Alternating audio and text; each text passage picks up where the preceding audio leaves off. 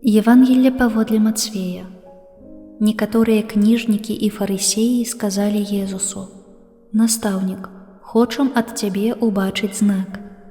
Але ён адказаў ім: «Пакаленне ліхое і нявернае шукае знаку.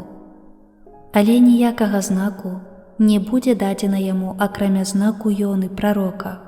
Бо як Ёна быў у чэраве кіта 3 дні і 3 ночы, так і Сын чалавечы будзе ў сэрцы зямлі 3 дні і 3 ночы.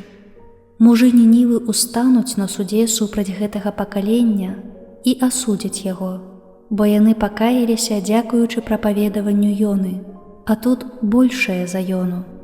Каралева поўдня устане на судзе з гэтым пакаленнем і асудзіць яго, бо яна прыйшла з краю зямлі паслухаць мудрасці Саламонавай, і вось тут большае за Саламона».